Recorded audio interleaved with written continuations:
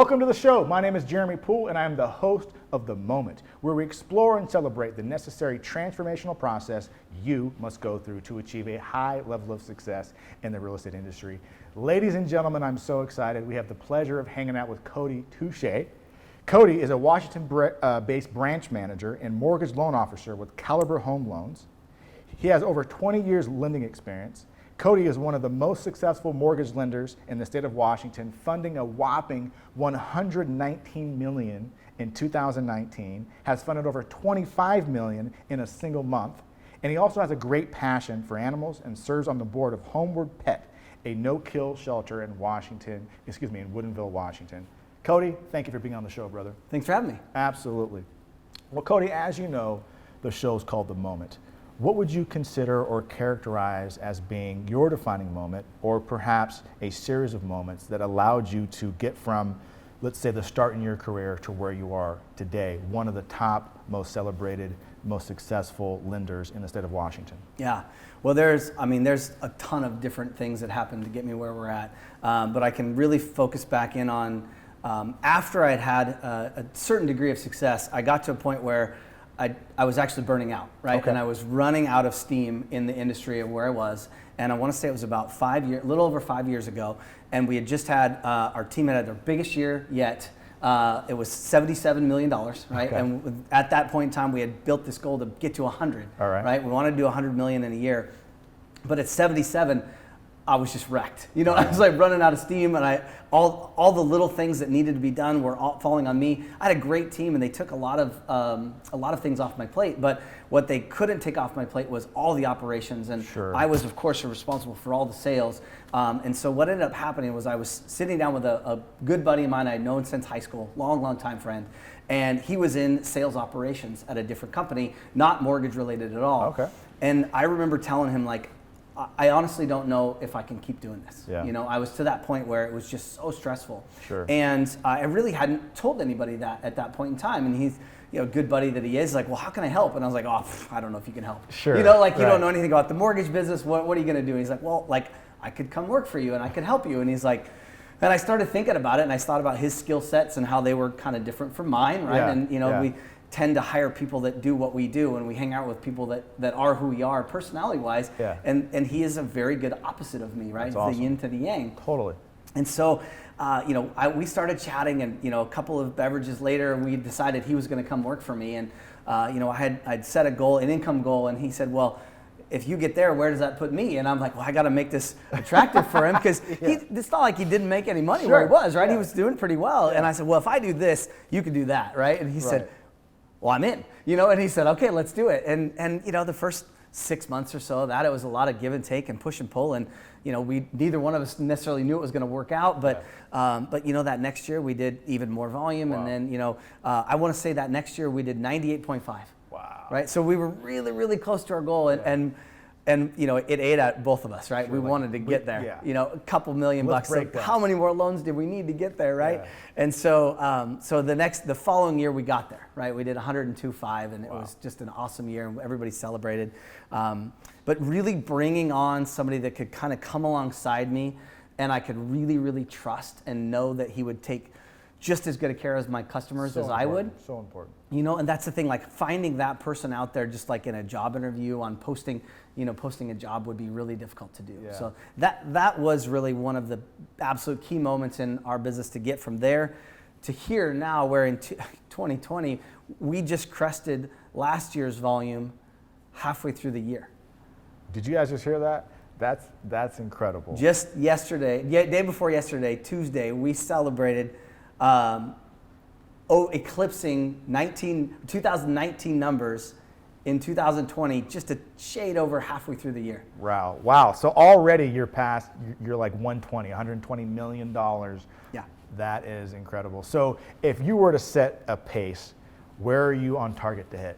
Well, I don't think we'll miss 200 million. Like we'll be over 200 million for sure. That's amazing. 250 seems like it's reasonable right now at the pace. Wow. Obviously, we have an election in November, Sure. and things could change on a dime. But between 225 and 250 probably is the number. That's so fantastic, because you're having a real honest conversation about possibly funding $250 million Yeah. in a single year. In a year. That's amazing because most people would love to, would hope, but it's not realistic for them to ever even hit 100 million. Maybe 1% of 1% of lenders? Yeah, I mean that's true, but I'm reading a new book, and I meant to bring you a copy, and I'll get you one. Okay. It Takes What It Takes by Trevor Moawad. Just an unbelievable book, and I listen to a little bit of it every morning, or if I go out for a run, I'll listen to a little bit more. Yeah. But he said this morning, and it just hit me between the eyes, somebody's going to get what you want. Do everything it takes to make sure it's you. Love that. Right, and I Love was that. like, oh man, right between the eyes, right, and Sure. and even yes, we've had some great success, and it's not just me, right? It's my great team. It's Yeah.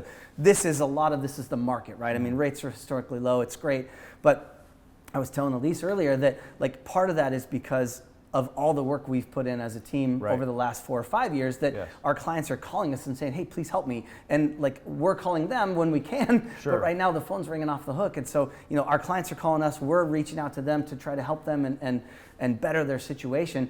And that wouldn't have happened if we hadn't put in all the work that we did before. And that was what the book was saying was, take great care of your body, take great care of your mind, take great care of your people, so that when the opportunity arises, you can take advantage You're of it. ready. It's right there in front of you, Yeah. and go get what you want.